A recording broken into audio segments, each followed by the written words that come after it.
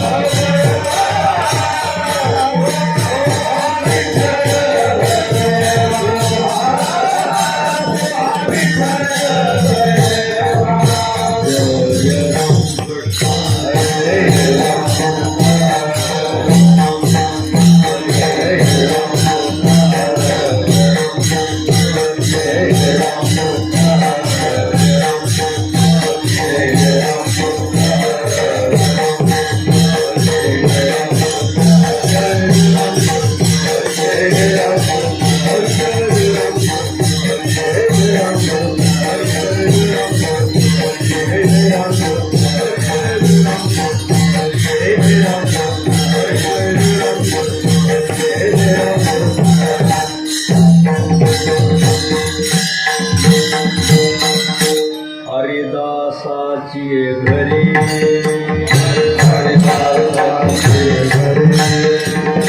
हरिदासाची घरी हरिदासाची घरी मज उपजवा जन्मांतरी जन्मांतरी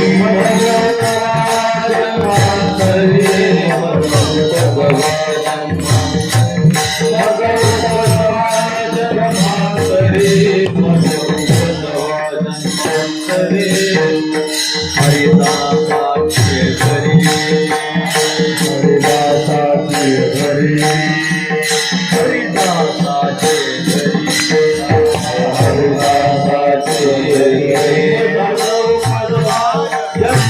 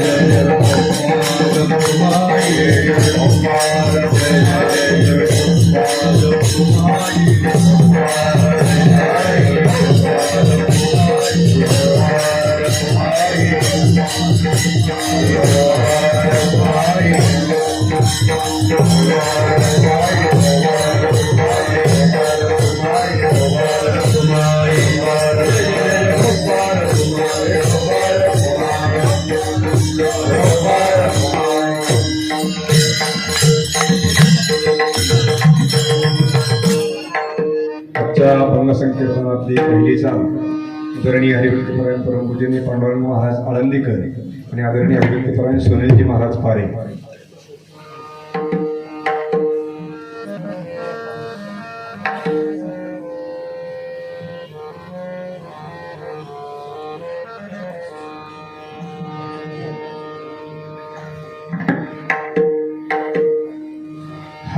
हरिदासाची घरी हरिदासाची घरी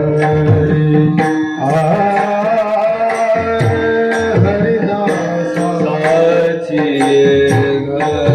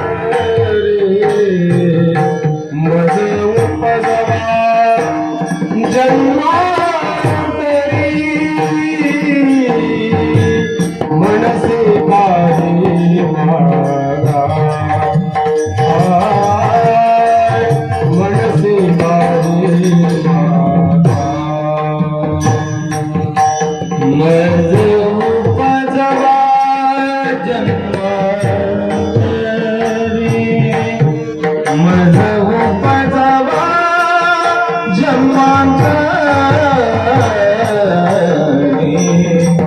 म्हणती काय म्हणती काय हेची देवा पांडुरंगा हेचे देवा पांडुरंगा पांडुरंगा हेचे देवा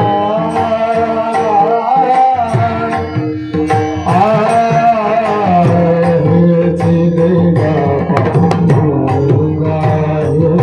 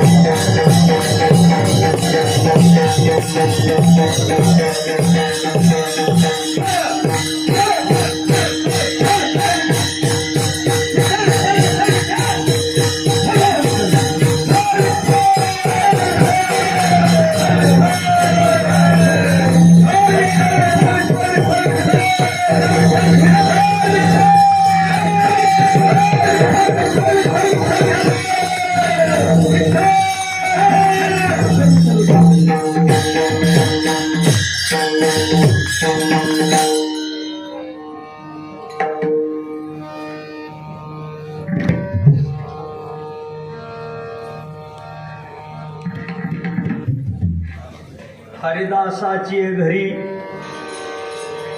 हरिदासाची घरी मज उपजवा जन्मांतरी मनसी काही मागा हे चिदेगा पांडुरंगा संता लोटांगणी जाताला जनको म्हणी मनसी काही मागा हे चिदेगा पांडुरंगा तुका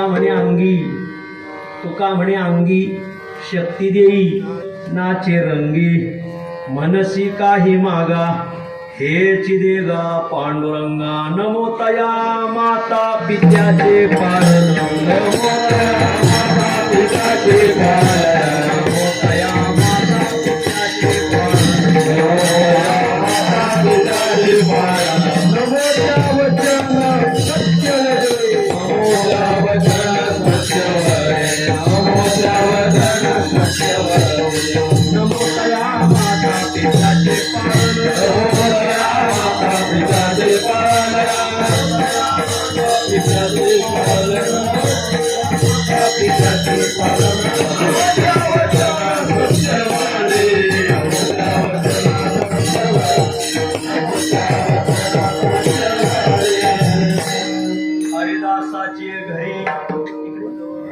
हरिदासाची घरी मज उपजवा जन्मांतरी मनसी काही मागा हे चिदेगा पांडुरंगा.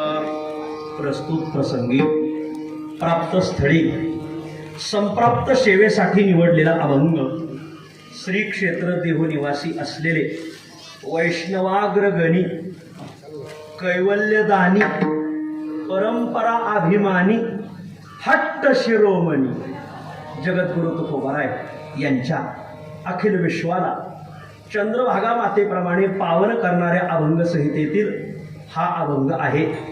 प्रस्तुत अभंगात जगद्गुरु तुकोबाराय हे ज्या घरामध्ये वैष्णवांचा कुलाचार, वैष्णवांचे नियमधर्म, वैष्णवांच्या साधना परंपरागत चालत आलेले आहेत, अशा हरिदासांच्या घरी भगवंता मला पुन्हा पुन्हा जन्म घाल अशी हट्टपूर्वक मागणी आजच्या अभंगात मागतात. विठ्ठल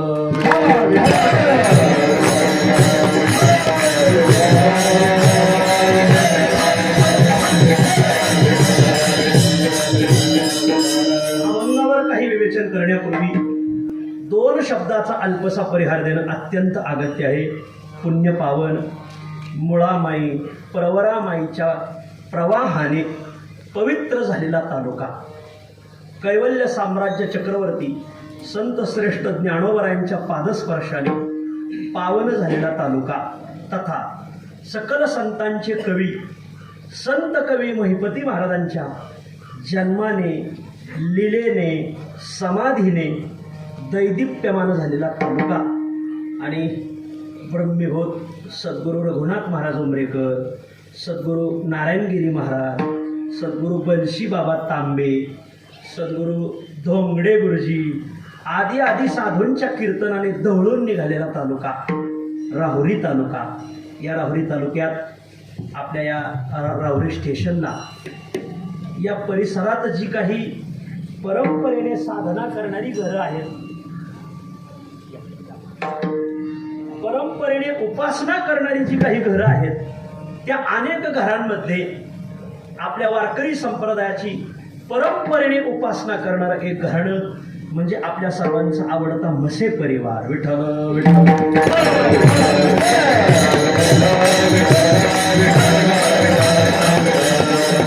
आणि याच परिवारातल्या आपल्या सर्वांच्या मातोश्री हरिभक्ती पारायणा वैकुंठवासी सीतामाई बाबूराव म्हसे यांच्या प्रथम पुण्यस्मरणानिमित्त ही आजची कीर्तनरूपी सेवा. या कीर्तनरूपी सेवेकरिता सर्व उपस्थित असलेला सर्व म्हसे परिवार, त्यांचा नातलग परिवार आणि वारकरी परिवार अशा त्रिवेणी संगमामध्ये हे पुण्यस्मरण पार पडत आहे. माग 1 वर्षापूर्वी मातोश्रींचं अनंतात विलिनीकरण झालं. पांडुरंगाच्या चरणी मातोश्री सीतामाई स्थिरावल्यानंतर आम्ही आदरणीय नानांना भेटायला आलो. नानांचं सांत्वन झाल्यानंतर मग नानांनी तेव्हाच सांगितलं की मातोश्रींच्या पुण्यस्मरणाची सेवा आपण करायची. मध्यंतरी कोरोनाने आपल्याला बरंच गांजलं आणि गांजल्यामुळं कार्यक्रम जवळजवळ स्टॉप झाले होते, थांबले होते. परंतु ऑक्टोबर महिन्यापासून पुन्हा आम्हा कीर्तनकारांना हळूहळू हळद लागायला लागली. आणि मग आदरणीय नानांनी, प्रभाकर नानांनी 1 महिन्यापूर्वी आग्रहाने सांगितलं, माऊली आमच्या मातोश्रींचं पुण्यस्मरण आहे, आपण आपल्या सर्व राहुरी नेवासा नगर तालुक्यातील परिवारासह उपस्थित राहायचंय. आणि मग नानांच्या या वचनाला आज्ञेला शिरोधार्य मानून नानांनी 1 महिन्यापूर्वीच आम्हाला ही आज्ञा सोपविली होती. आणि मग त्या आज्ञेला डोळ्यापुढे ठेवून या सेवेला मी उपलब्ध झालेलो आहे. आदरणीय मातोश्रींच्या पाठीमागे आदरणीय प्रभाकर नाना म्हसे, आदरणीय आबासाहेब म्हसे सुपुत्र आहेत, तथा जनार्दन भाऊ, यशवंत भाऊ, बापूसाहेब, रवींद्र असा नातवांचा परिवार आहे. एकंदर हा म्हसे परिवार आहे. गेली 7-8 वर्षापासून आदरणीय म्हसे नानांचा आणि या परिवाराचा माझा संबंध आला.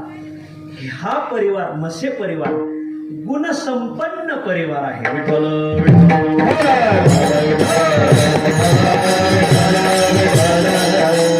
आणि मानवी जीवन हे गुणांनीच शोभतं.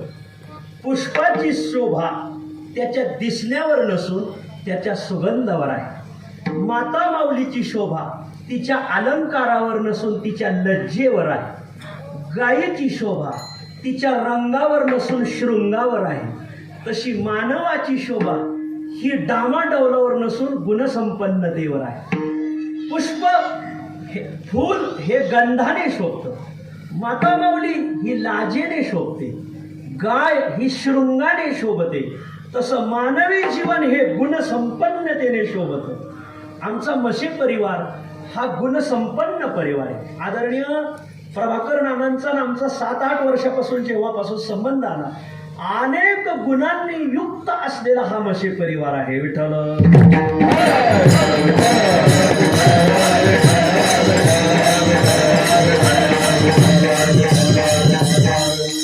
काही वैशिष्ट्य, गुणवैशिष्ट्य मी त्यांची आपल्या पुढे मांडणार आहे की या मातोश्रीला ज्या घराण्यात नांदण्याचा योग आला ते घराणं कसं गुणसंपन्न आहे. सर्वात पहिला गुण हे पारंपरिक पंढरीरायाचे उपासक आहे. हा यांचा सर्वात पहिला गुण. पांडुरंगाला जसं ही मंडळी आदराने जातात तसे संतांनाही आदराने जातात. पंढरीरायाची परंपरेने उपासना करतात. या बंगल्यावर या जागेवर आल्यानंतर नानांचा आग्रह असतो बंगल्यात जाण्याच्या अगोदर मंदिरात या. नाना कोणीही अतिथी आला, पाहुणा आला, महाराज आले, कोणी आलं तर पहिलं नाना त्यांना मंदिरात नेतात. आणि मग इथं मंदिरात आल्यानंतर पांडुरंगाचं दर्शन होतं. घरामध्ये मंदिर बांधणारी घरं थोडीशी कमीच आहेत. बहुतांशी घरात देवघर असतं, काहींच्या घरी देवाराच असतो, तर क्वचित लोकांच्या घरी मंदिरं आहेत. काहींच्या घरी देवघरही नसतं. देवाला देवघर नाही, मला दादल्या नको माळी. काहींच्या घरी देवघरही नसतं. सुंदर वास्तुशिल्प उभं केलेलं असतंय, परंतु देवघराची योजना नसते. आपण जर त्यांच्याकडे गेलो आणि त्यांना जर म्हटलं की देवपूजा करायची, देवघर कुठे आहे, तर ते म्हणतात देव आमच्या थोरल्याच्या वाट्याला गेले. कमाल झाली, देवाच्या वाटण्या सुरू झाल्या हे मला माहित नव्हतं. हो, काहींच्या घरी देवघरही नसतं, काहींच्या घरी देवघर असते, पण पाहायला गेलं तर ते देवघर नसून देवारा असतोय. कोणते दैवत त्यात असावीत, कोणती नसावीत. योग्य असावी तर ती नसतात, अयोग्य नसावी तर तीच असतात. हो, परंतु या नानांच्या घरी आल्यानंतर एक वैशिष्ट्य दिसते. या मशे परिवारात सुंदरपैकी पांडुरंगाचं देवालय आहे. आणि नुसतं देवालय नाही तर त्याची काया वाचा मनाने उपासना आहे. विठ्ठल विठ्ठल.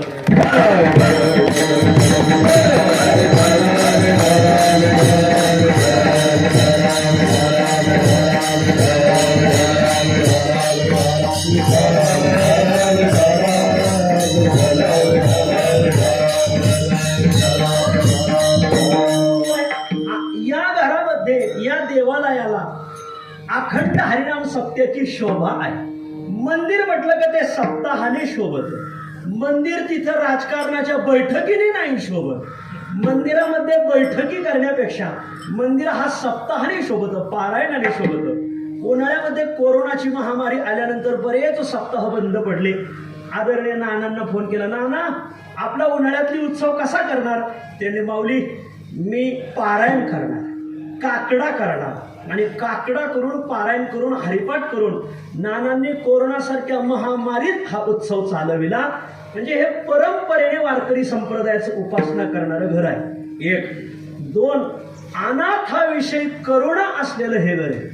बरेच समाजात सनाथ वर्ग आहे, परंतु त्यांची नजर अनाथावर नसते. अनाथावर नजर असावी. एकदा मी नानांना दिवाळीला फोन केला, नाना कुठे आहेत तुम्ही?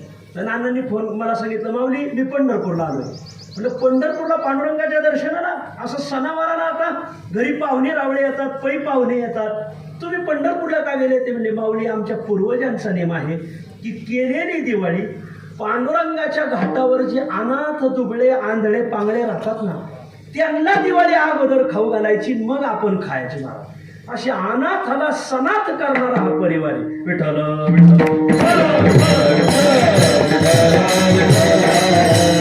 एक पारंपरिक उपासना करणारा परिवार आहे हा पहिला गुण या घराण्याचा. दुसरा गुण म्हणजे तुम्ही म्हणाले एवढं वर्णन करता, तुम्हाला काय धर्मशाळा बांधायची का काय? आम्हाला काय बांधायचं तर यांनीच आम्हाला लागेल एवढं सांभाळलेलं आहे. दुसरा गुण असा आहे की अनाथावर दया करणारं हे घर आहे. तिसरा गुण असा आहे की संत वाङ्मयाचं उपासक हे घराणं आहे. बरीच मंडळी परमार्थात असतात, परंतु वाङ्मयापासून दूर राहतात. खरं तर परमार्थात आलेल्या माणसाने ग्रंथ उघडले पाहिजे. ते ग्रंथी भेद केल्याशिवाय राहत नाही. जी चित अचिदाची ग्रंथी झालेली आहे, जी आत्मपदार्थ आणि अनात्म पदार्थाची ग्रंथी, गांठ को ग्रंथी कहे हैं वृत्ती प्रभाकर. आत्म्याचे धर्म अनात्म वस्तूवर, अनात्म वस्तूचे धर्म आत्मवस्तूवर येणं याला ग्रंथी म्हणतात. मग ग्रंथी भेद झाल्याशिवाय जीवाला सुख नाही. भिद्यते हृदय ग्रंथीश्छिद्यन्ते सर्व संशयाः क्षीयन्ते चास्य कर्माणि तस्मिन् दृष्टे परावरे. मग ग्रंथी भेद होण्यासाठी ग्रंथ उघडले पाहिजे, संत वाङ्मय कंठस्थ केलं पाहिजे. आदरणीय नानांच्या घरी एकदा मी मुक्कामाला आलो, आदरणीय लतीफ महाराज आणि मी. आम्ही मुक्कामाला आल्यानंतर या विठ्ठल विठ्ठल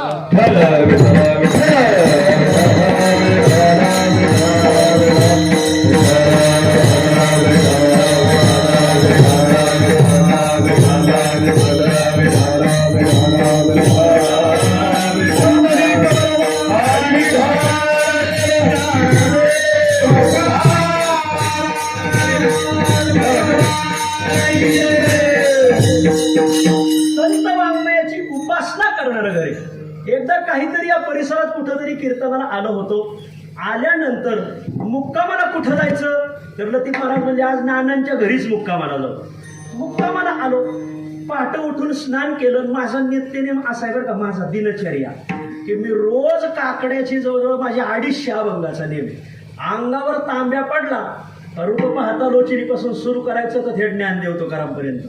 रूपाची ओळ, उंचनीच्या काहीची ओळ, सुंदरते ध्यानची ओळ, उठा उठा प्रभात झालीची ओळ, योगी या दुर्लभची 5वी ओळ, ज्ञानियांचा गुरु राजा महाराव याची 6वी ओळ, चित्ती तुझे पाय डोळा रूपाचे ध्यान ह्या 7 ओळी, 4 वासुदेव जोगी, 4 आंधळे पांगळे आणि 6 गवळणी. एक नामदेव, एक तुकाराम महाराजांची, एक नाथांची, एक नामदेव महाराजांची, एक निळोबरायांची, एक सेना महाराजांची, एक ज्ञानोबरायांची. माऊलीची गवळण घेऊन आरती करायची. हे रोज आपल्या देवपूजेत होईपर्यंत एवढा क्रम घाईत म्हणायचा, घाईत. इथं मुक्कामाला आल्यानंतर मी ओळ म्हणायला सुरू केली तर ओळी माझ्या कानावर पडायला लागल्या. म्हटलं काकडं कोण म्हणतंय, नानांनी कॅसेट लावली का काय? मग नानांना मला पाणी पाट आणून देत होते, तामण आणून देत होते. तर नानांना म्हणलं, नाना रोज तुम्ही काकड्याची कॅसेट लावून ऐकता का? ते म्हणले माऊली मिस्किन असले. ते म्हणले मी कॅसेट नाही लावली. मग भगवंताने मला माझी धर्मपत्नी अशी दिलेली आहे की संपूर्ण काकडा घेतल्याशिवाय ती स्वयंपाकाला हात सुद्धा लावित नाही. आदरणीय नानां, खरं तर नानांचा एवढा परिवार दिसतो ना तर त्याला सर्व कारण आमच्या नानी आता विठ्ठल.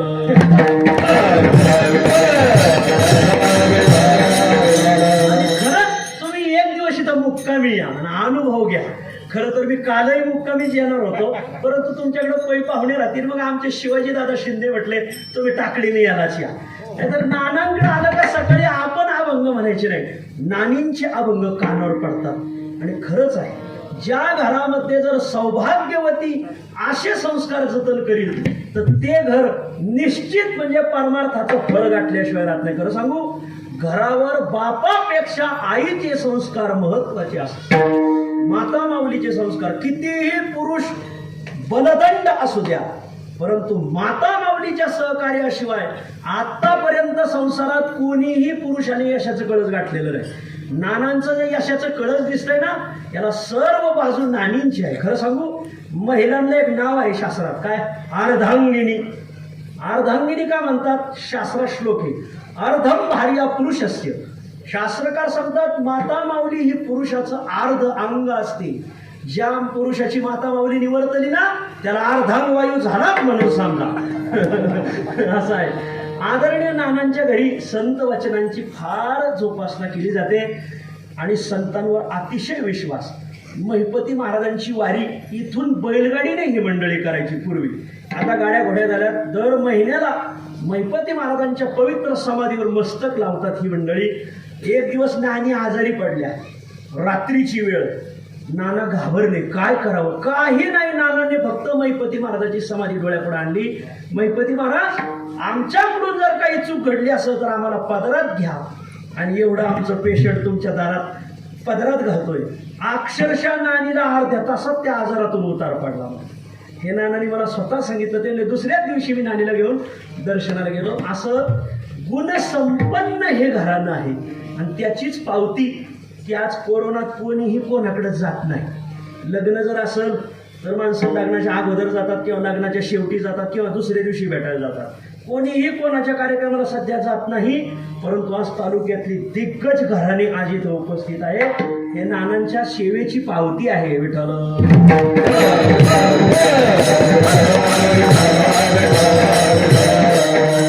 उपस्थितांमध्ये अनेक कीर्तनकार आहेत, प्रवचनकार आहेत, राजकीय, परमार्थिक, सामाजिक, शैक्षणिक, औद्योगिक क्षेत्रातली सर्व मंडळी आहे. राहुरी, नेवासा, नगर, श्रीरामपूर, राहाता आदी 4-5 तालुक्यातील परमार्थात साधना करणारी घराणे इथे उपलब्ध आहेत. आता मला असं वाटतंय कोणाचाही नाम उल्लेख न करता तुम्हा सर्वांच्या चरणी मी विनम्र भावाने नमस्कार करतो आणि संकल्पित वेळेत सेवा आवरण्याचा प्रयत्न करतो. हे घर हरिदासांचं घर आहे आणि म्हणून अभंग सुद्धा मी तसा विचार करूनच घेतलेला आहे. आमच्या मातोश्री सीतामाईला पुन्हा पुन्हा हरिदासाच्या घरात असाच जन्म भेटावा असाच हट्टपूर्वक मागणी मागणारा आजचा अभंग आहे. हरिदासाची घरी मज उपजवा जन्मांतरी मनसी काही मागा हेची देगा पांडुरंगा. आजच्या अभंगामध्ये जगद्गुरु तुकोबाराय हे भगवंता हरिदासांच्या घरामध्ये मला पुन्हा पुन्हा जन्म घाल, अशा एकंदर 3 हट्ट आजच्या अभंगात तुकोबाराय मागतात. विठ्ठल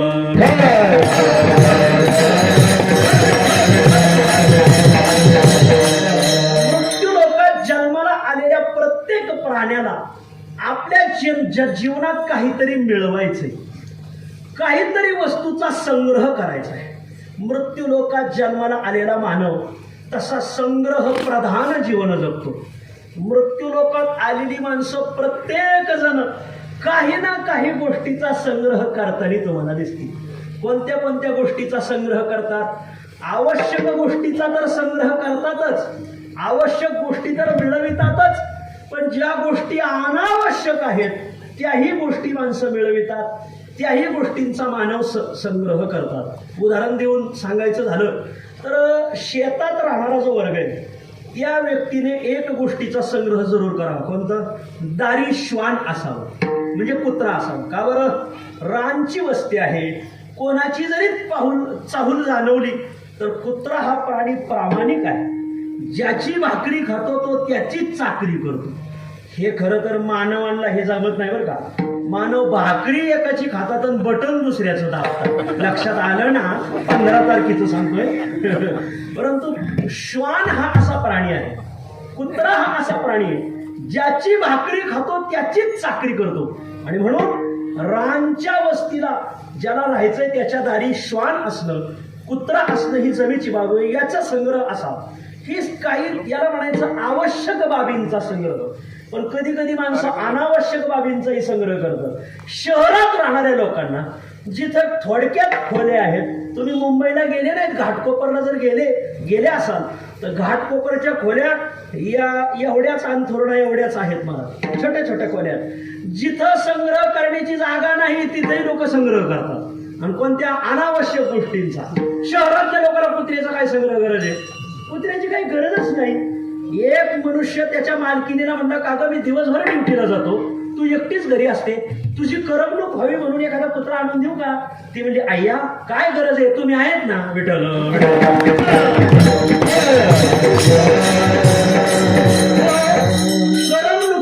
करमणुकीसाठी मी जरा आजारी आहे, मला शब्द उच्चारायला वेळ लागतो, काही गैरअर्थ घेऊ नका. रानातल्या लोकांना श्वानाचा संग्रह करणं ही जमेची बाब आहे, अत्यावश्यक आहे. परंतु शहरात जिथं माणसालाच राहण्याची दुर्भिक्षता, तिथं श्वानांचा संग्रह काय गरज?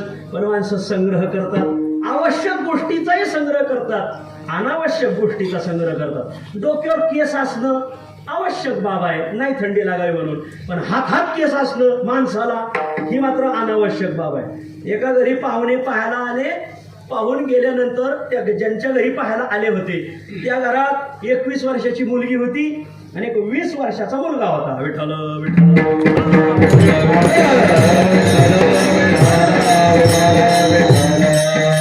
21 वर्षाच्या मुलीला पाहुणे पाहायला आले, मुलीला पाहिलं आणि 20 वर्षाचा मुलगा होता तोही नजरेला पडला.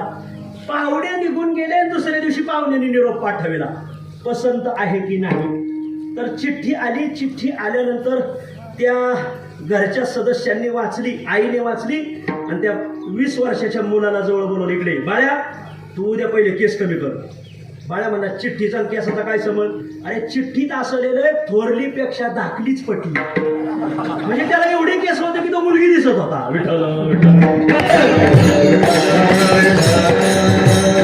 आवश्यक बाबी अनावश्यक बाबी माणसं संग्रह करतात. माझा हा विषय, त्याच्यासाठी आम्ही दृष्टांत दिला. असे प्रत्येक जण मिळकत मिळवितात. मिळकत मिळवण्यासाठी काही साधनं सांगितलीत का? हो. तर शास्त्रकार सांगतात 3 अंगाने आपल्याकडे मिळकत येत असते. कधी कधी काही मिळकती, काही गोष्टी माणसाला सहज भेटतात, काही गोष्टी प्रयत्नाने भेटतात, तर काही गोष्टीसाठी वाटतं हट्टच धरावा लागतो. आजच्या अभंगात 3 गोष्टीसाठी तुकाराम महाराजांनी हट्ट धरलेला आहे. आपल्याला मिळकतीचे 3च साधन आहेत, ऐकून ठेवा. काही गोष्टी माणसाला सहज भेटतात, एक. काही गोष्टी प्रयत्न अंती भेटतात, तर काही गोष्टीसाठी सहजता आणि प्रयत्नही चालत नाही. तिथे मनुष्य हट्टाला पेटून उठावा लागतो. विठ्ठल या 3 मुद्द्यांचा विचार आपल्याला क्रमशः करून चिंतन सेवा सोडायची. मुद्दा पहिला, काही गोष्टी जीवाला सहज भेटतात, त्याच्यासाठी प्रयत्नही करावा लागत नाही आणि त्याच्यासाठी हट्टही धरावा लागत नाही. सहज गोष्टी कोणत्या कोणत्या भेटतात तर शास्त्रकार सांगतात, 4 गोष्टी माणसाला न प्रयत्न करता न हाक मारता आपोआप भेटतात. अनाहुता हि लभंते. कोणत्या गोष्टी? मृत्युम मूर्खम व्यसनम आलस्यम.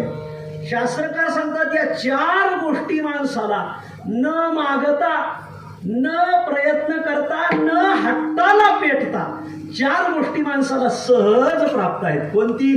त्यातली सर्वात पहिली गोष्ट आहे मृत्यू. मृत्यूसाठी प्रयत्न करायची काही गरज नाही, एक दिवस येणारच आहे.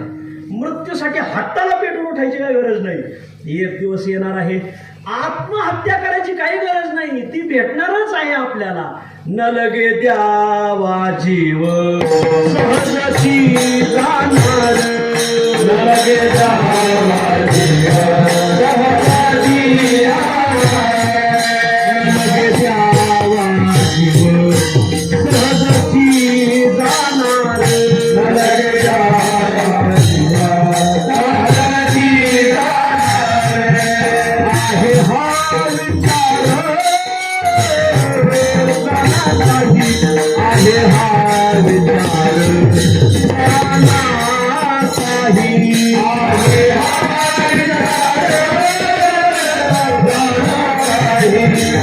आहे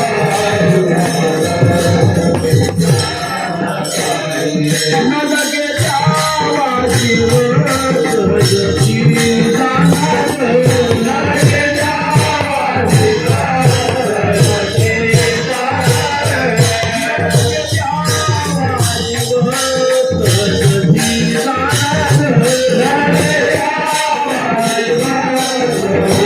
जीव सहजची जाणार.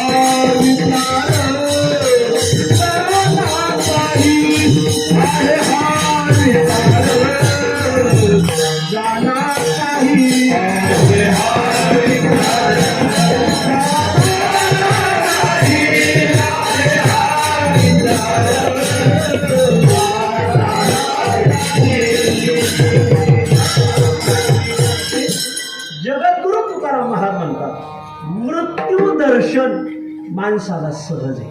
खरंच जे आत्महत्या करतात ना त्यांनी एवढं एक प्रमाण पाठ करावं. काय करायची गरज आहे? एक दिवस आणि शरीर जात आघवे. कुठं बसले दादा महाराज ब्राह्मणीकर? आणि शरीर जात आघवे नाशिवंत स्वभावे म्हणून तो झुंजावे. खंड कुमारा उपजे ते नासे. अरे सहज आहे, मृत्यू माणसाला सहज भेटणार. खरं सांगू, फार तर त्याच्यासाठी तळमळ करायची गरज नाही. मृत्यूची वेळ ठरलेली, मृत्यूची जागा ठरलेली, मृत्यूचा अधिकारी ठरलेला, मृत्यूची वेळ ठरलेली. जेव्हा मरायचंय ना मनुष्य तेव्हाच मरतो. डॉक्टरने सांगितलं, अहो उद्या तुमचा मृत्यू आहे. नेमकी दुसऱ्या दिवशी अमावस्या होती आणि खग्रास चंद्र ग्रहण होतं. खग्रास ग्रहण असल्यामुळे त्याला वाटलं ग्रहणाला मरण ना अमावस्याला मरण काय बरं नाही दिसत. मग त्याने ठरवलं की आपण आजच मरू, नाही तर उद्या मरणारच होता. त्याने मग रोगर घेतल्यानंतर मग उद्या मरायचा ना, आज मरायचा ना. फार प्रयत्न केले, औषध घेतलं तरीही तो दुसऱ्याच दिवशी मेला, अमावस्यालाच मेला. ज्याची वेळ ठरलेली ना त्याच वेळेत तो जातो. मृत्यूची वेळ ठरलेली आहे, एक मृत्यूची जागा ठरलेली. ज्या जागेत मृत्यू यायचा आहे ना त्याच जागेत येतो. आपण कितीही प्रयत्न केले की मी तिथं मरू नये, इथं मरावं, तिथं मरू नये, इथं मरावं. आपल्या या श्रीगोंदा तालुक्यात विसापूरचा एक मनुष्य होता. जन्मभर संसार केला, तर त्याला वाटलं आपण संसार केला पण मोक्ष साधन काही केलं नाही. हा वाराणस्या मरणान्मुक्ती. वाराणसीमध्ये जर प्रेत पडलं, शरीर पडलं तर मुक्ती भेटते. मग तो म्हटलं आपण मृत्यूला तरी वाराणसीला जाऊ. आणि मग आता संसार झालाय म्हणून तो मरण यावं म्हणून वाराणसीला जाऊन राहिला. किती दिवस? 20 वर्ष राहिला विसापूरचा. 20 वर्ष राहिला, पण मृत्यूची जागा ठरलेली असते ना. ऐका 20 वर्ष झालं तरी मरण नाही आलं. त्याला वाटलं तर एकदा तरी पापेच्या आईला भेटून यावं. आणि भेटण्यासाठी आला विसापूरच्या रेल्वे स्टेशनवर मिळाला. हो असं आहे. ज्याची जागा ठरलेली ना तो तिथंच जातो. गरुडाच्या आईला यमाने रामराम घातला. आई साहेब जय हरी उद्या येतो असं म्हटल्यानंतर त्या गरुडाची आई घाबरली. अरे यमाचा जय हरी, काही लोकांचा जय हरी घातल्याला पचनी पडत नाही. हे यमाने जय हरी घातलाय, हा काळाने जय हरी घातलाय, उद्या बहुतेक आपली चिठ्ठी फाटते. आणि मग गरुड आल्यानंतर पाहिलं तर आई रडते. आई अगं डोळ्याला अश्रू का? आईने सांगितलं अश्रू का नाही येणार? अश्रू येण्याचं कारण म्हटले मला यमाने जे हरी घातलाय. यमाने सांगितलं उद्या तुला न्यायला येतो म्हणून. न्यायला येतो म्हटला होता, इथं येतो नव्हता म्हटला ना. गरुड म्हटलं आई मी परिवहन मंत्री आहे. नाही लक्षात आलं? मी परिवहन मंत्री आहे, मी तुला कुठेही घेऊन जाईन. उद्या इथं येऊन आल्यानंतर त्याला तू दिसणारच नाही. रातोरात काही सदस्य पळवायचे असतात. असू द्या असू द्या. रवी भाऊ कुठे गेले? माझं काही चुकत नाही ना. ऐका. आणि मग गरुडाने रातोरात आई साहेबांना उचललं. दूर कोसो दूर योजना दूर नेलं, काही योजना दूर नेलं. भयंकर मोठं अरण्य, अरण्यात पहाडी दर्या खोऱ्या, आणि त्या एका दर्या खोऱ्यात नेलं. आणि तिथे गुहा होती, गुहेत आई साहेबांना ठेवलं. तर तिथे यमराज अगोदरच तंबाखूला सोना लावेत उडी होती. म्हणजे हे मी टाकलंय बरं का, शास्त्रात नाही लिहिलं. हा घरचा मसाला टाकू नये का विचारा त्यांनी, टाकत असतात. बरं. आणि मग यमराज तिथं पाहिल्यानंतर गरुड म्हणणार तू इथं कसा? यमाने सांगितलं की तुझ्या आईचा मृत्यू इथेच लिहिलेला आहे. मला कालच्यापासून प्रश्न पडला होता म्हातारी इथं कशी आणावी. आपण केलेल्या सहकार्याबद्दल अभिनंदन आहे. कोण म्हटलं? यमराज म्हटले. म्हणजे थोडक्यात काय, मृत्यूची जागा ठरलेली आहे. विठ्ठल विठ्ठल.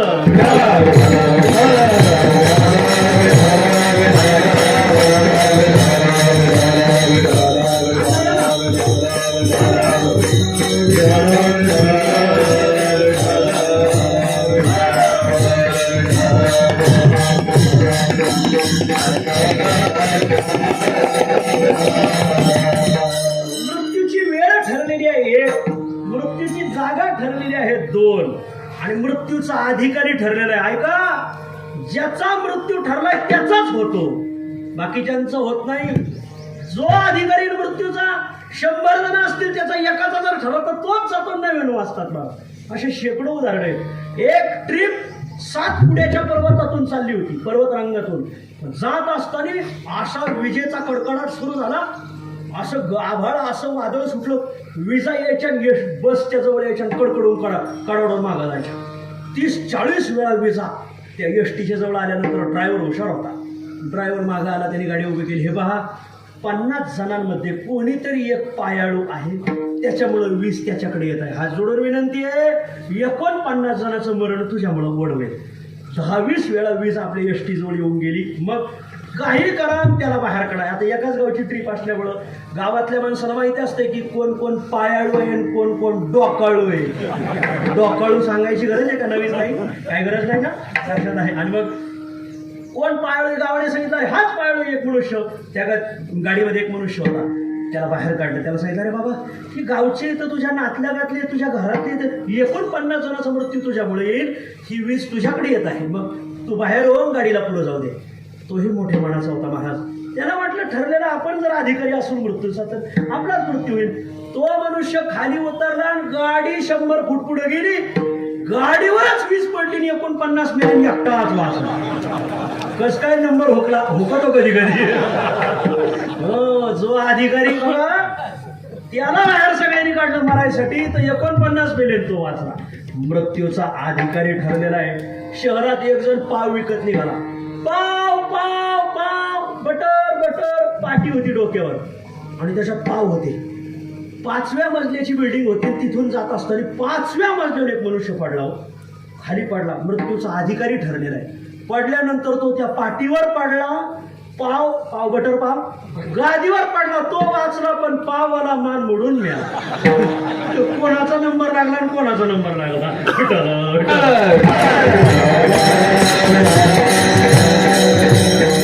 माझा विषय न लगे द्यावा जीव सहज सहजची जाणार.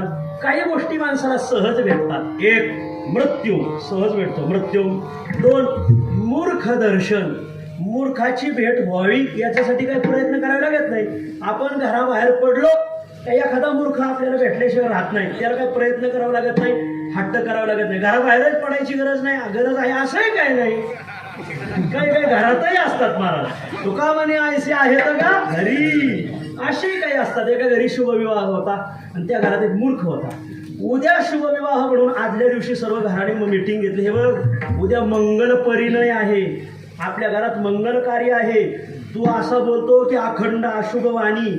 उद्या काही लग्नात मंगल कार्यालयात काही अशुभ बोलशील तर व्यत्यय येईल. उद्या तू काही बोलायचं नाही, गप्प राहायचं, मूर्खाला सांगितलं. पण जर गप्प राहिला तर मग मूर्खच कसा? हो, गप्प कसा राहील? कोणाला बोलायचं नाही. आणि मांडव पेटला तरी बोलायचं नाही का? हे बोलू नको तू, हे असं बोलतो म्हणून मी तुला सांगितलं बोलू नको. आणि नवरदेव मेला तरी बोलायचं नाही. आता काय करा?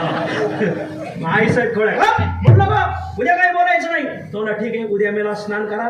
स्नान झाल्यानंतर मी पिंडा एवढा भात खाईन आणि खाऊन प्रेतासारखा पडून राहील. याला म्हणायचं अखंड शुभवाणी आणि खरे न बोले सोपी. असाच बोलला विठ्ठल.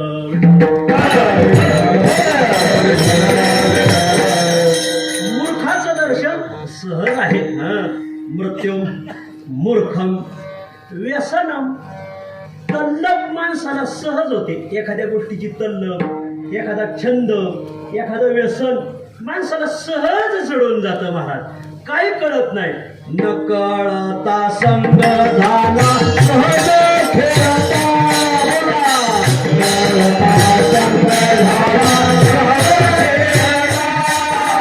न कळता संग झाला सहज खेळता.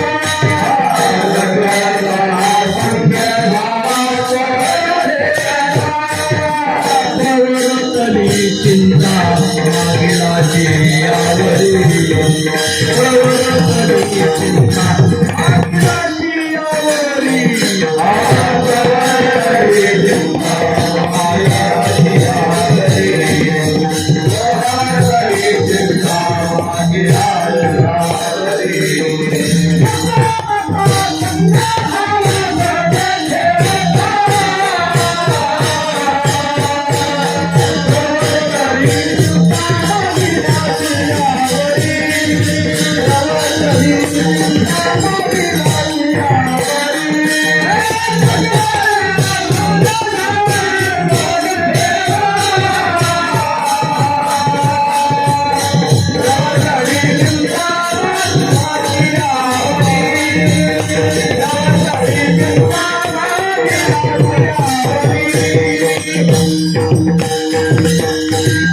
काही गोष्टी माणसाला सहज जडतात. एक आहे व्यसन, छंद, हे सगळं एकच आहे.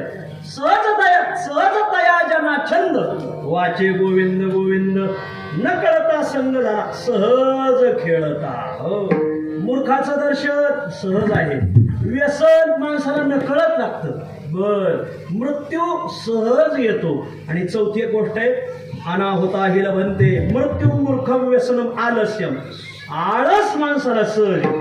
आळसासाठी प्रयत्नही करावे लागत नाही, हट्टही धरावं लागत नाही, सहज आळस येतो. साताऱ्याला कीर्तनाला गेलो, माईक सिस्टीम अशी आमच्या शिलेगावकरांसारखी होती, वजनदार.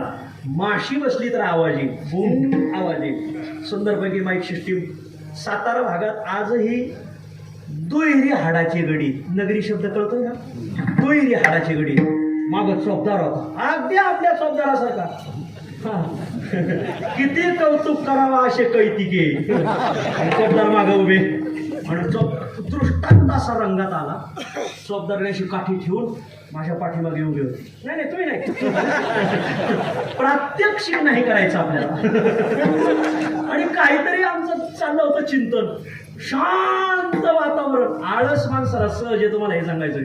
सुंदर माईक सिस्टीम मागून चौकदाराने असं कीर्तन रंगात आलं, असं कीर्तन रंगात आलं. चौकदाराने मागून जांब दिली. सिस्टीम अशी होती. सगळे लोक म्हणजे महाराजांना काय झालं विठ्ठल. आळसाची धाडी माणसावर सहज येते. तिच्यासाठी काय प्रयत्न करावा लागत नाही, हट्ट करावा लागत नाही. विठ्ठल विठ्ठल. एक तटस्थ मनाची एक सहजची आरती, एक सहजची आरती,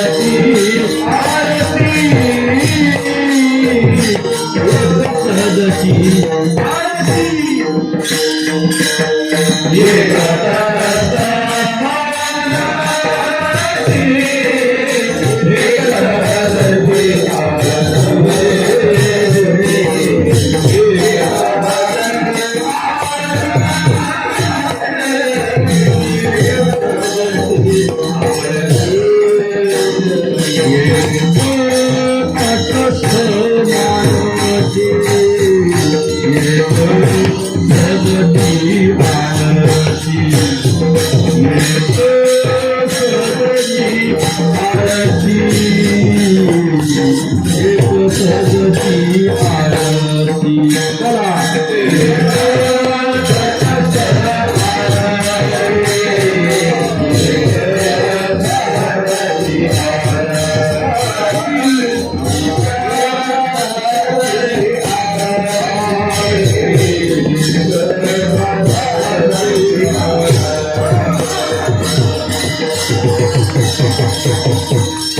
एक तटस्थ मनाची एक सहजची एक सहजची आळशी. माणसाला आळस देण्यासाठी प्रयत्न करावे लागत नाही, हट्ट धरावा लागत नाही. सहज मनुष्याला आळस येतो. स्वतंत्र काही साधना करायची गरज आहे असं काही दिसत नाही. अनेकांना आळस असतो. गावातून पशुपतीनाथला ट्रिप निघाली. ट्रिप निघाल्यानंतर या ना मशे परिवारात उत्तम माणसं आहेत नाही. त्यांचं नावही उत्तम आहे.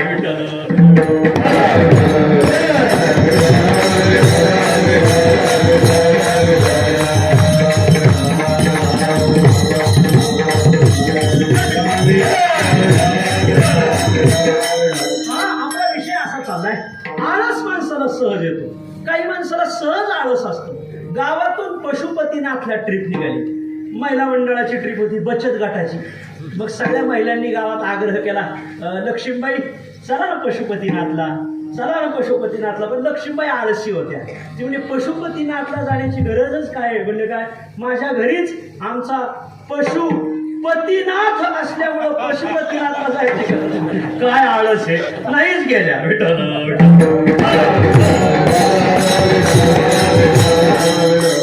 महिलाच आळशी असतात असं काय नाही, गडी आळशी असतात.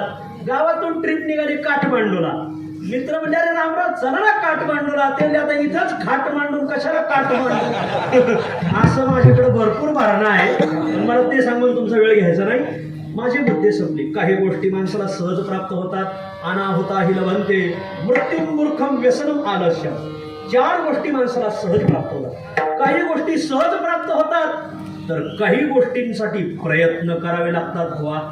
प्रयत्नाने काय भेटत नाही. यत्नेन किम न लभते. विठ्ठल विठ्ठल.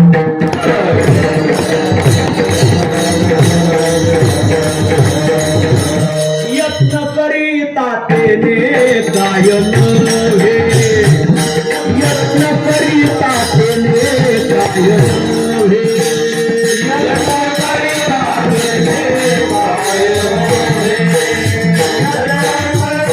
हे, कैसे पैसे राहे दिलवाले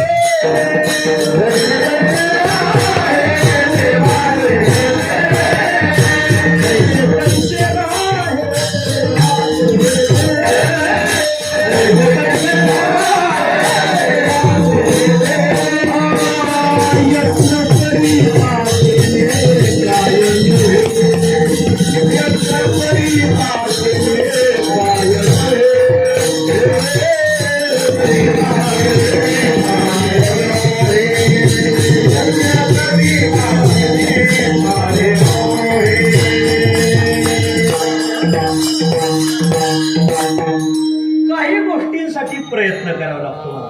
प्रयत्न केल्यानंतर ती गोष्ट भेटल्याशिवाय राहत नाही. अनेक उदाहरणं येतात. प्रयत्न केल्यानंतर आपल्या मराठीत एक म्हण आहे, प्रमाण नाही, प्रयत्ने कनरगडिता वाळूचे तेलही गळे. मग शेंगदाण्याची काय गरज मामा म्हणायच्या.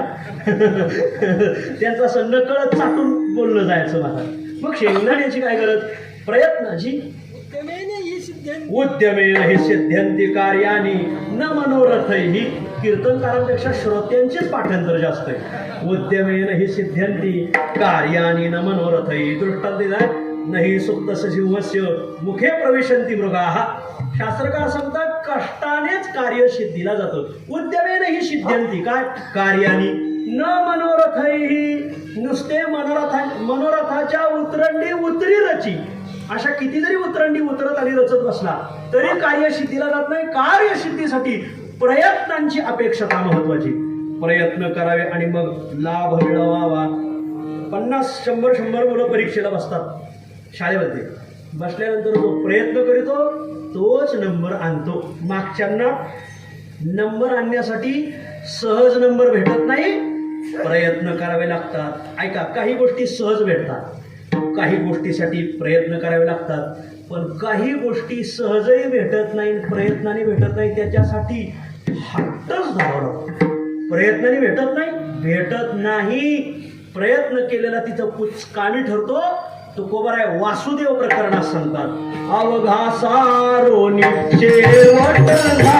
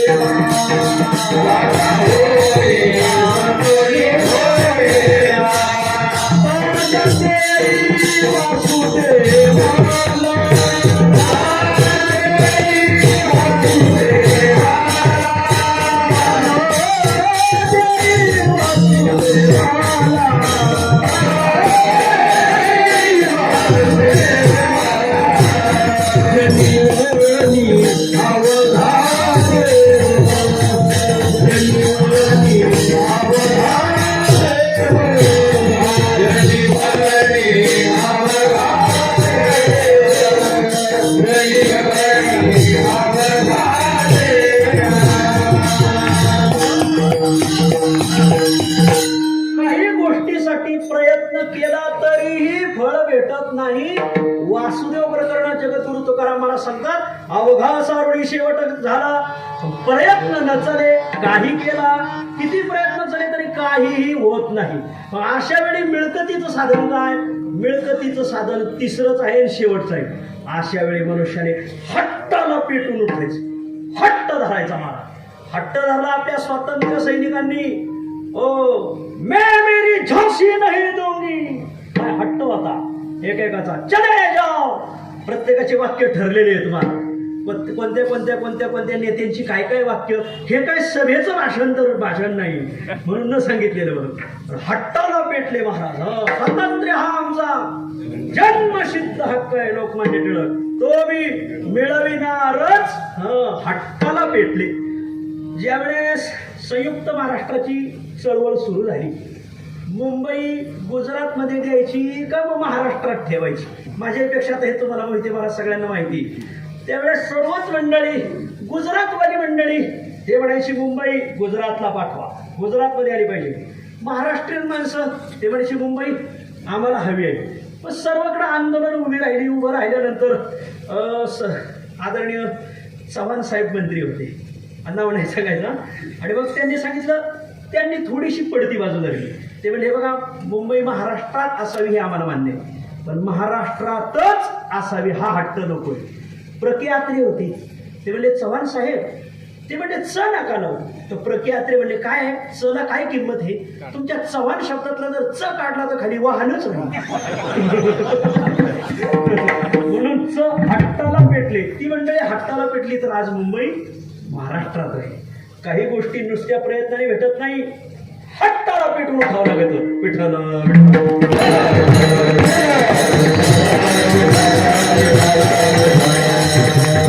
माता बावड्यांचं उदाहरण घेतो. आमच्या संत कवी महिपती महाराजाचा यात्रा उत्सव आहे. गावात परिसरात कुठे यात्रा उत्सव आहे, माता माऊली आपल्या लेकरा बाळांना घेऊन यात्रेत येतात. आल्यानंतर काहीतरी एखादी खेळणी बाळ पाहतं, आई खेळणी हवी, आई म्हणते हा पुढे घेऊ. त्याला माहिती असतं हट्ट केल्याशिवाय आई काही देणार नाही. पुढं गेल्यानंतर आई काय खेळणी घेत नाही हे पाहिल्यानंतर बाळ कडे येऊन खाली उतरतं. खाली उतरल्यानंतर जमिनीवर बसतं, पाय घोळायला सुरुवात करतं, आई तीच खेळणी हवी. हट्ट झाल्यानंतर आईला लक्षात येतं. मग आई त्या बाळाला घेऊन जाते त्या दुकानात आणि ती वस्तू त्याला देते. काही गोष्टीसाठी हट्टाला पेटावं लागतं बुवा. काही गोष्टी सहज भेटतात, काही प्रयत्नाने भेटतात, तर काही गोष्टी मिळवण्यासाठी हट्टाला पेटावं लागतं. आजच्या अभंगात तुकाराम महाराज हट्टाला पेटले. ध्येय वेडे झाले ध्येय, ही वस्तू मी मिळवणारच, शेंडी तुटो नाही तर पारंबी तुटो, या वस्तू मी मिळविणारच. आणि मग अशा 3 गोष्टीसाठी तुकाराम महाराज हट्टाला पेटले. त्यांचा हट्ट महाराज तुम्हाला कुठून दिसून आला तर तुकोबरायांचा हट्ट सेवेकरता घेतलेल्या अभंगाच्या 2ऱ्या चरणात दिसून आला. मनसी काही मागा मनसी काही मागा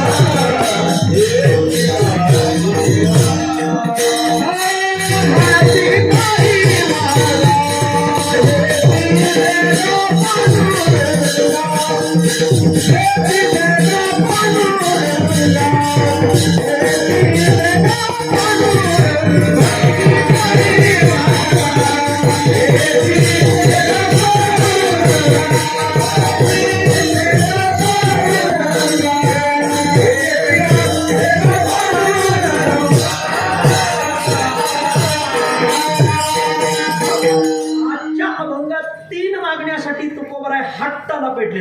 हेच देगा पांडुरंगा, देवा देऊ नको हेच दे. चकार शब्द हा हट्टवाचक आहे. हेच मला हवंय. मनसी काही मागा, भगवंत भक्ताला मागा म्हणतात. हे भक्तांना काही मागा, तर देवा तू मागा म्हणतोय ना, मग हेच दे. वास्तविक पाहता आमचे हरिभक्त काही मागत नाही. तुका म्हणे जीव भाव देवा पायी, तुका म्हणे जीव भाव देवा पायी, तुका म्हणे जीव भाव देवा पायी, तुका म्हणे जीव भाव देवा पायी, तुका म्हणे जीव भाव देवा पायी, तुका म्हणे जीव भाव देवा पायी, तुका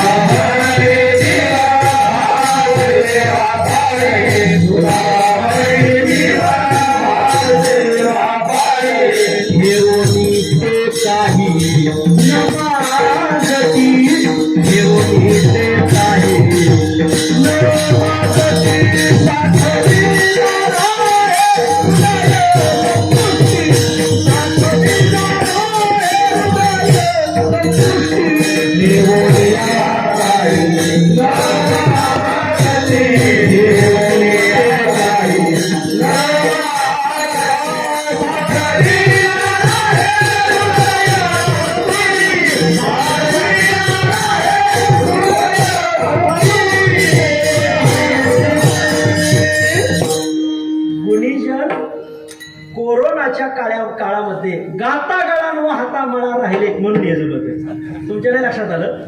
साल धरताना खर्जात धरली, पुन्हा मध्यम मध्ये नेली, पुन्हा षडजात नेली. पण दोन्ही बाजूला असलेले इकडं पांडुरंग मोरे महाराज आहे, तिकडं सुनील महाराज आपल्या राहुरी तालुक्याची गान कोकिळ आहे. यांनी गातागळा व हातामळा ठेवला. आम्हालाही जरा गातागळा व हातामळा ठेवता आला नाही. कधी कधी आता आमचंही पानाला पान चिटकत आहे. ऐका, विषय असा चाललाय की मूळ हरिभक्त काही मागतच नाही. तुका म्हणे जीव भावदेवा पाय ठेवणी ते काही न मागती देवा. साधू संत मुळात काही मागत नाही. ज्यावेळेस साधू संत मागत नाही त्यावेळेस देव त्यांच्याकडे पाहत नाही, टक लावून पाहतो. का बरं? कारण काही जण तोंडाने मागत नाही पण त्यांच्या मनात मात्र चालू असते 500 रुपये वाढवून दिले असते बरं झालं असतं. मी बाहेरच सांगतो, काही तोंडाने मागत नाही परंतु त्यांच्या मनात चालू असतंय. मग भगवंत त्यांच्या मनाकडे असा पाहतो. तुम्ही तोंडाने मागू नका, पण तुम्ही नुसतं मनात आणा. मागण्याची आस पाहे मुखाकडे, चिंतिल्या रोकडे मनोरा. चिंतिल्या रोकडे मनोरा. चिंतिल्या रोकडे मनोरा. मागण्याची आस पाहे मुखाकडे,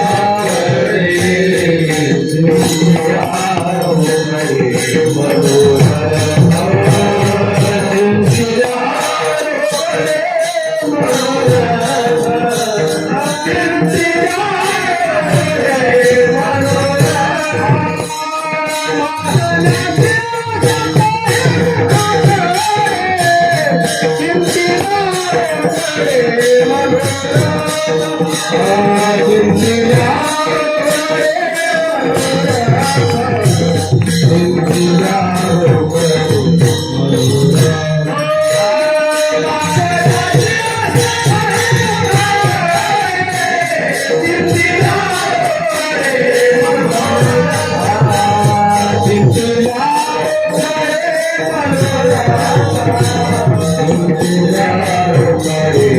मनोरा.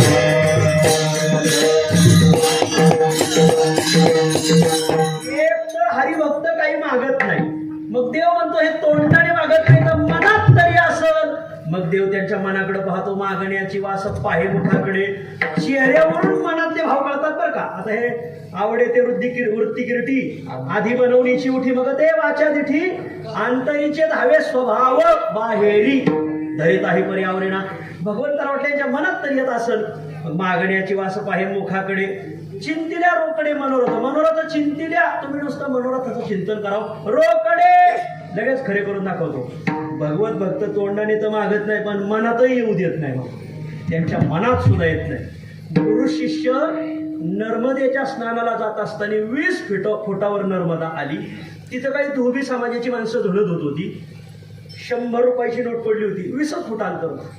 गुरुजींनी पाहिलं पण नोट घ्यावी असं मनात सुद्धा नाही आलं. गुरुजी पुढे निघाले, मागं शिष्य होता. शिष्य वाकला नाही तर मग शिष्यच कसं वाकलाच.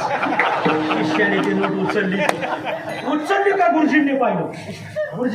गुरुजी मागच आहे. गुरुजींनी पाहिलं, मोठे डोळे केले. महाराज शिष्याच्या लक्षात आलं गुरुजींना ती पटलं नाही. शिष्य होते, मी माझ्यासाठी नाही घेतली. मग ते गोरगरीब धुणत होतात ना त्यांना द्यावी असं मला वाटतंय.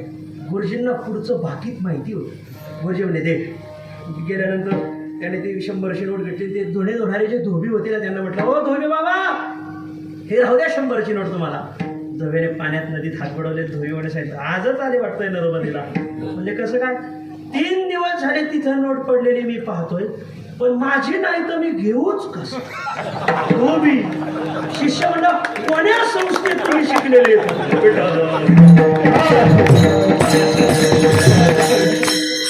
ग्रस्ताश्रमात सुद्धा माणसं चांगली जीवन जगणारी आहेत. अतिशय सुंदर जीवन जगणारी आहेत. असे कित्येक घर आहेत. आम्ही रात्री आदरणीय शिवाजी दादांच्या तिथे मुक्काम केला. लहान मुलं मुली माता वर्ग गीतेचे अध्याय पाठ आहेत त्यांचे. म्हटलं तुम्ही संस्थेत न येता घरीच वारकरी शिक्षण संस्था उभी केली. म्हटलं हो, म्हणजे काही माणसं अशी जीवन जगतात त्यांच्या मनात सुद्धा येत नाही. तोंडाने मागत नाही, मनात आणत नाही. आणि मग अशा वेळी मात्र देव मात्र आग्रह होतो, माझी मर्जी म्हणून मागा. कधी कधी आम्हाला वाटत नाही, पण तुमची मर्जी राखावी लागते कधी कधी. तुम्ही म्हणाल महाराज तुम्ही तुमच्या सोयीने अर्थ करता की काय? तसं नाही हा. कधी कधी मोठ्याची मर्जी राखावी लागते. आमचे आदरणीय विठ्ठल महाराज घुले होते, तांबे पाटील. माझ्या अगोदर, आता ते नामदेव शास्त्रींना माहिती, माझ्या अगोदर वामन नावाचा विद्यार्थी गोवांच्या सेवेला होता. विठ्ठल महाराज घुल्यांना वाटलं आपल्या या वामनच्या अभ्यासात प्रगती व्हावी. आमच्या घड्याळ आम्ही फक्त कीर्तनापुरतंच घालतो, तर बुवांनी त्यांचं स्वतःचं घड्याळ काढलं आणि वामनला दिलं. बुवा राहू दे, मोठ्याची मर्जी राखायची असते बरं का. वामन म्हणले नको बुवा, मला नको बुवा. बुवाने असं पाहिलं, वामन निघून गेला. मी आलो नंतर, मला म्हणले अरे वामन मला वैराग्य दाखवतो म्हणले. माझी मर्जी होती त्याला मी घड्याळ देऊ राहिलो. नको म्हणतो मला वैराग्य दाखवतो. म्हणलं बुवा तुम्ही नुसतं मला घे म्हणा, मी लगेच घेतो. पण बुवा मला घे नाही म्हटले. नंतर मग महिना 2 महिन्यांनी बुवांनी मला फेटा दिला बरं का. विठ्ठल महाराज बोलले, मी 3ऱ्या वर्षात होतो. बुवांनी फेटा काढून ठेवला. मला ते घड्याळच प्रकरण माहिती होतं. बुवा त्या वामनवर नाराज झाले. मोठ्याची मर्जी राखायची असते. बुवाने फेटा काढून ठेवला. मी कपडे धुतले बुवांचे. फेटा काढून ठेवल्यानंतर मला ओळखलं की हे मलाच देण्यासाठी काढला. मग मी पाया पडलो, येऊ का बुवा? बुवा म्हणजे हा फेटा राहू दे तुला. मग मी सहज म्हणलं बुवा मी फक्त मी आत्ताशी 3ऱ्याच वर्षात आहे. नाही म्हटलो नाही, कारण आपण जर घेतला तर ते काय म्हटले हे कीर्तनाला सुटला आहे.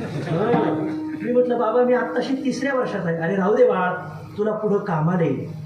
तो आज इतका कामाला की चांगले चांगले बसून येतं कदम, 2 चांगले चांगले मासे आणि ते हनुमान जयंती. तुमचं प्रेम आहे, भगवानचा आशीर्वाद या भोळ्यावर विठ्ठल. कधी कधी मोठ्याची मर्जी राखायची असते, त्यांची मर्जी. आदरणीय राजे शिव छत्रपती पंढरपूरला दर्शनाला गेले. संत कवी महिपती महाराज पुढे बसले. महिपती महाराजांनी सर्व इतिहास लिहिलाय.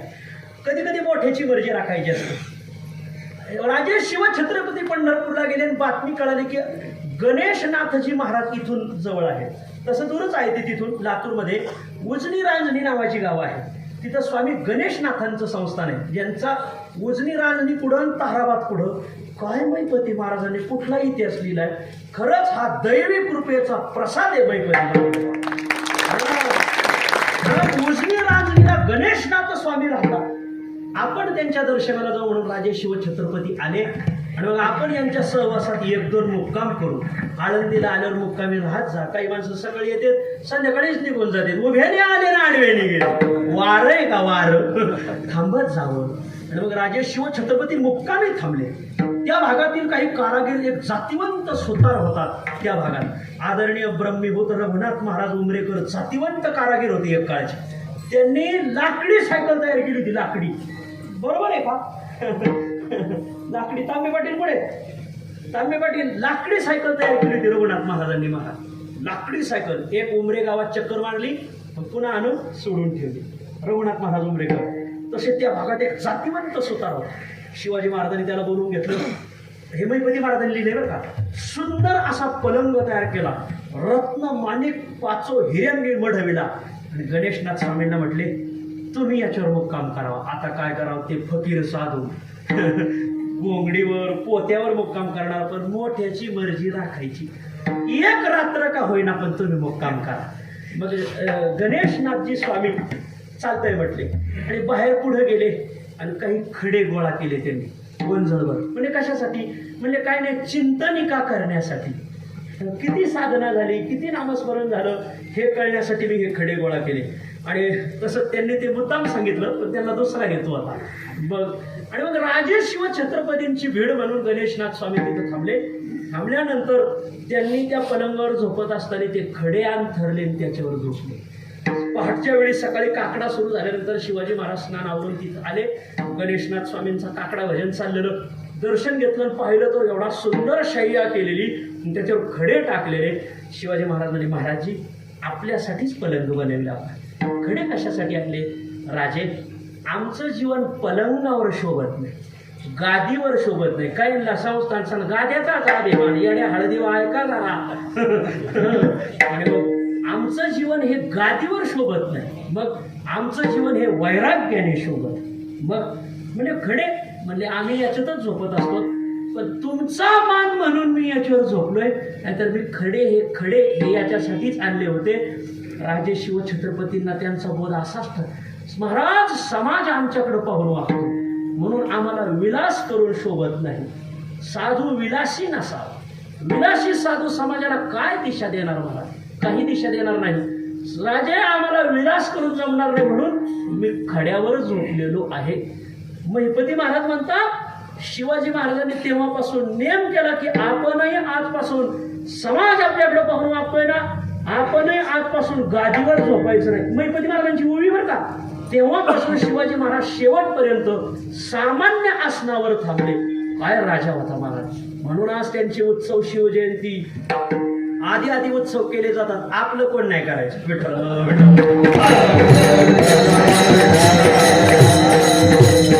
होऊन मागत नाही, मनात आणत नाही. मग देव त्यांना म्हणतो, मी म्हणतोय तुम्हाला मागा म्हणून.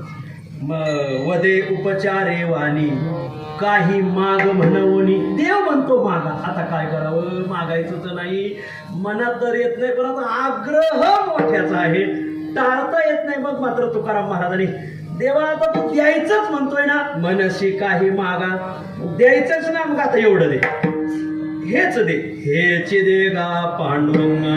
तर काय मागणं मागतात ते अभंगाच्या पहिल्या चरणात. हरिदासाची घरी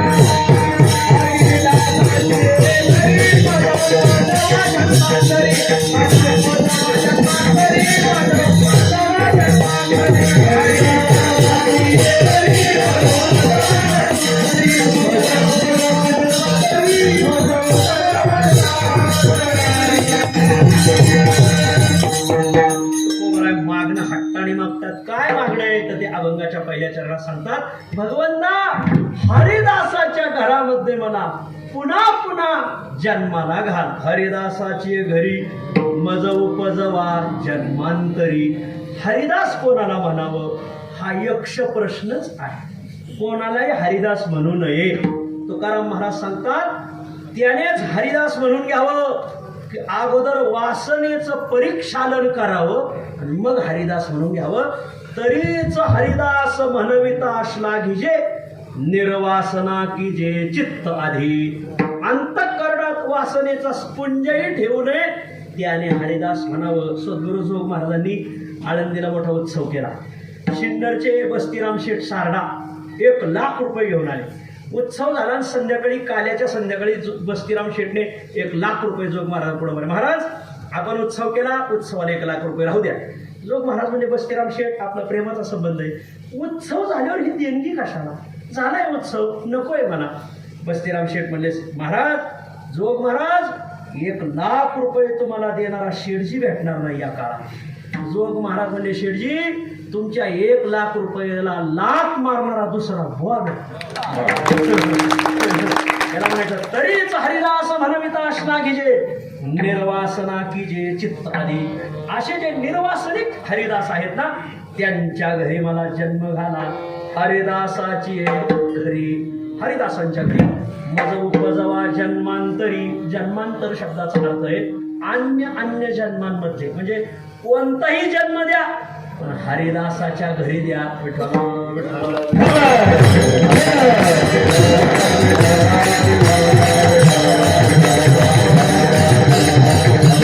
संत समागम संत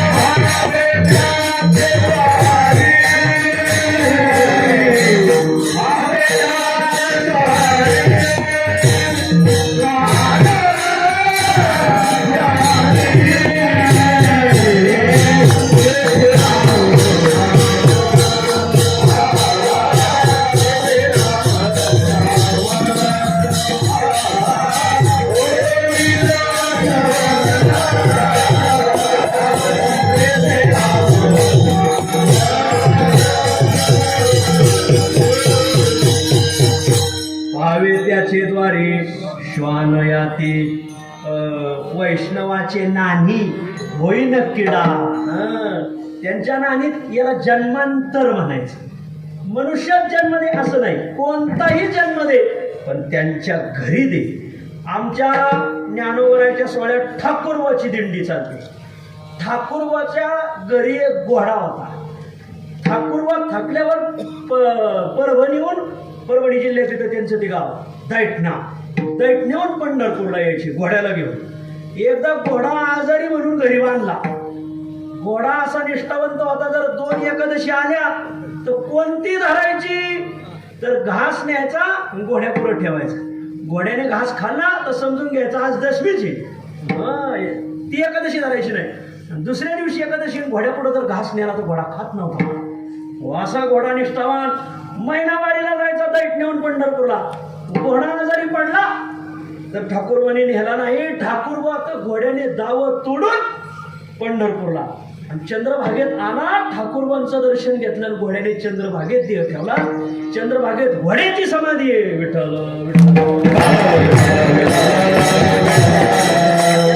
जन्मांतरी अन्य अन्य जन्मांमध्ये कोणताही जन्म द्या पण हरिदासाच्या घरी द्या.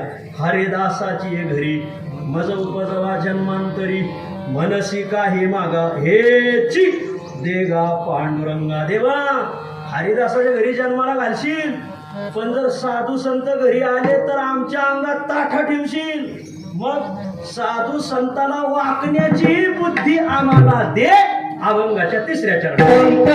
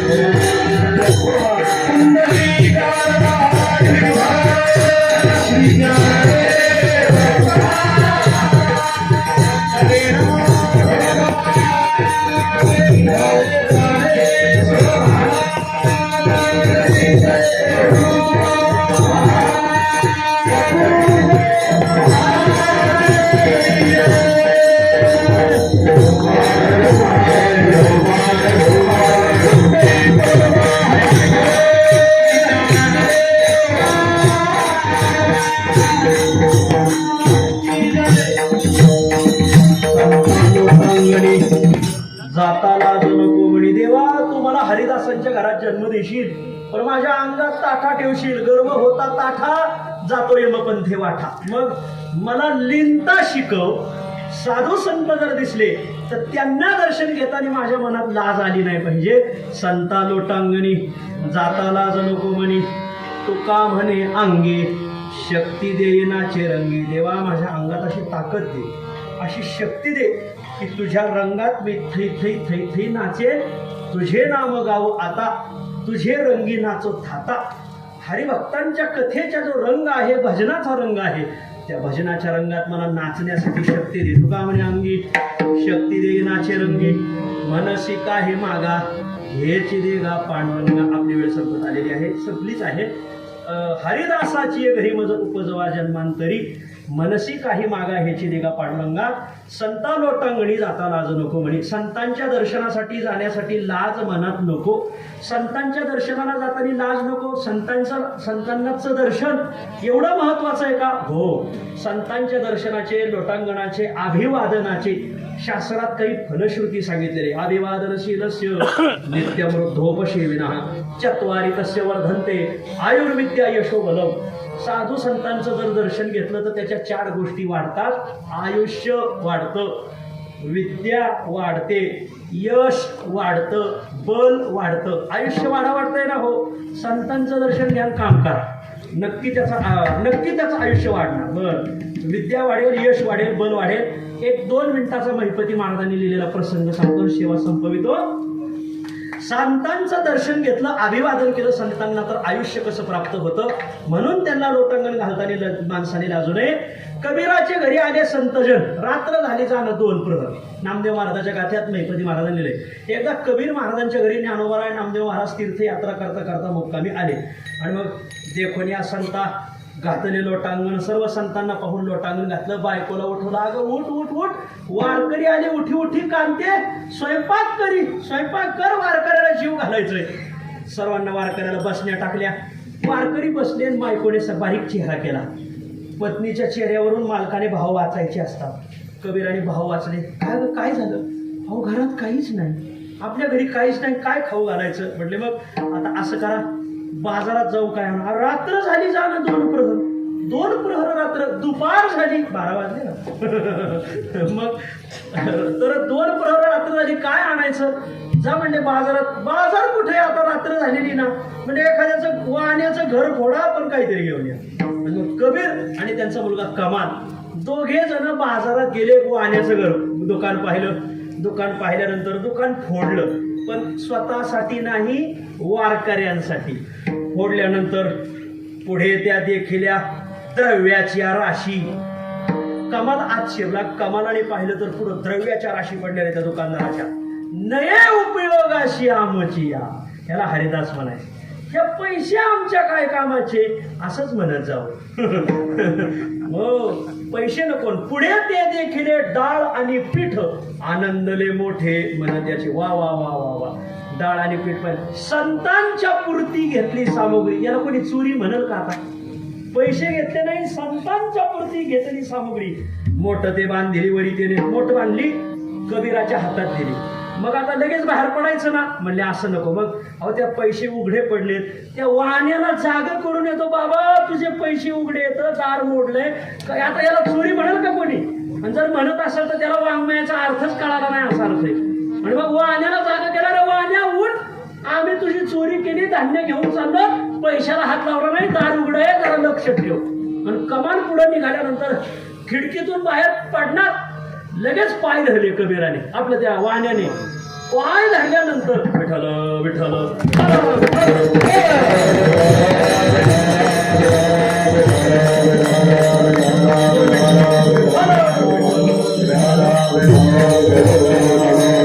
वाण्याने कमालाची पाय धरले. पाय धरल्यानंतर कबीराला कमाल म्हणतोय, महाराज वडिलांना सांगितलं, आता बहुतेक वाणी मला सोडणार नाही, आणि जर मला धरून ठेवलं तर चोरी उघड होईल, नेलेलाही शिदा साहित्य संत खाणार नाही. मग आता तुम्ही कापा माझे शिर. आता माझं शिर कापून घेऊन जा. नुसतं धड सापडल्यावर कोणाचं धडे काय माहिती. शिर माणसाची ओळख इथून झाली नाही, घरी इथून ओळख होते. आणि मग कबीराने मागचा पुढचा काही विचार केला नाही, मानेवरच घाव टाकला पोटच्या पोराच्या माला, आणि शिर घेऊन आणि ते धान्याची सामुग्री घेऊन गेले. घरी शिर झाकून ठेवलं. सामुग्री पत्नीला दिली. स्वयंपाक केला. साधू संत जेवले. इकडे वाणी याने गलबला केला. म्हणे दहीला चोर धावा. चोर धरला.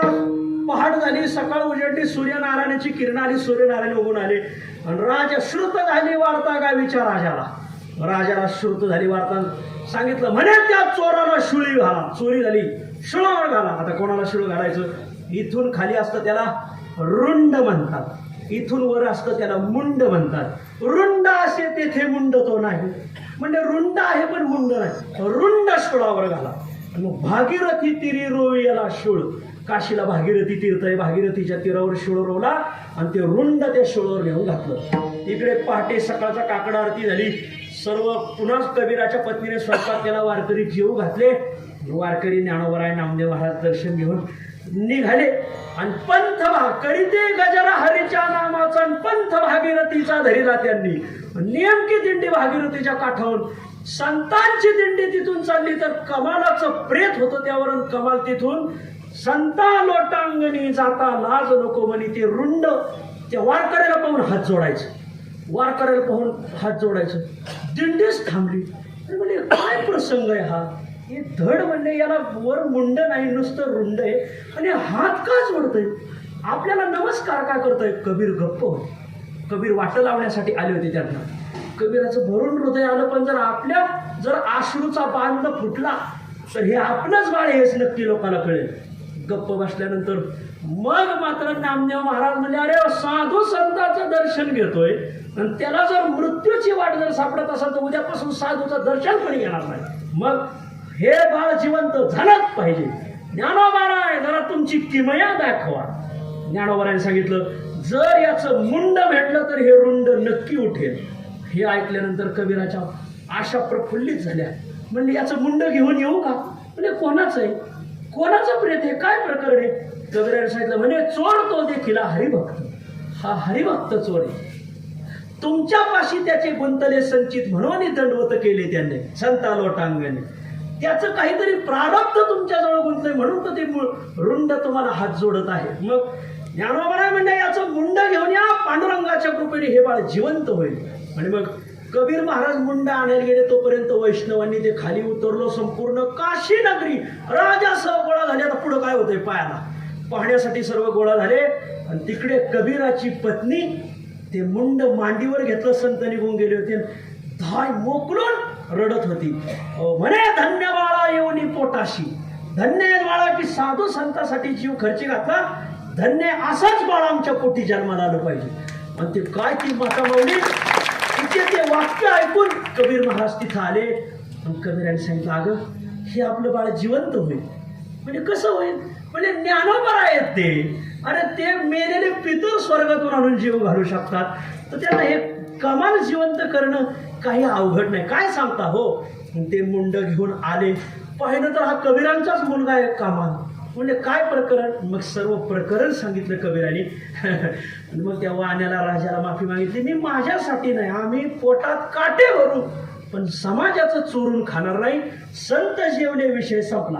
आणि मग ज्ञानोबरायने ते मुंड बसविलं आणि एकच जय घोष केला. बोला पंढरी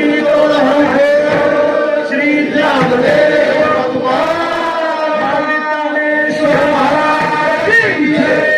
आणि जसा झोपेतून मनुष्य उठून बसावा तसे कमाल महाराज ताट दिशी उठून बसले. हे संता लोटांगणी जाता लाज नको म्हणून कोणतंही कार्य करायचं असेल तर साधू संतांचं दर्शन घेऊनच कार्य करा. चत्वारी तस्य वर्धन्ते आयुर्विद्या यशोबलम. ज्ञानेश्वर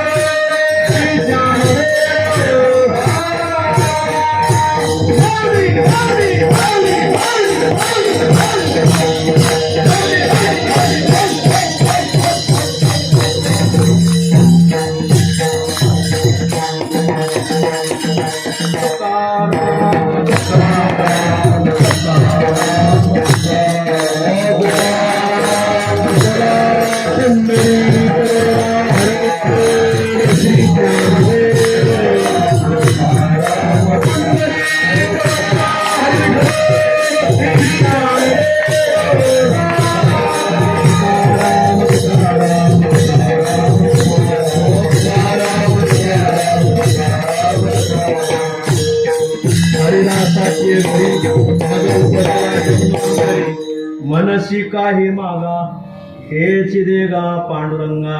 आपल्या या रावरे स्टेशनला म्हसे परिवारातील एक सद्गृहिणी आपल्या सर्वांच्या मातोश्री सीतामाई बाबूराव म्हसे यांच्या प्रथम पुण्यस्मरणानिमित्त ही कीर्तन सेवा भगवंताने या अभंगात तुकोबराने जी मागणी मागितली ती मागणी या सीतामाईच्या जीवनात पूर्ण करावी. पुन्हा मातोश्रींना चांगल्या हरिदासाच्या कुळात जन्म द्यावा आणि या घराण्यात येऊन आल्यानंतर आईसाहेबांनी जी भक्ती केली तशी कुठेही राहून आईसाहेबांकडून पूर्ण राहिलेली साधना अपूर्ण राहिलेली साधना पूर्ण करून घ्यावी हीच पंढरीरायाच्या चरणी प्रार्थना करायची. आदरणीय प्रभाकर नाना म्हसे तथा म्हसे परिवार यांच्या आग्रहाखातर आलेल्या सर्व वारकरी मंडळीच्या चरणी झालेली सेवा सुपूर्द करतो. सेवेला पूर्ण वेळा. विठ्ठल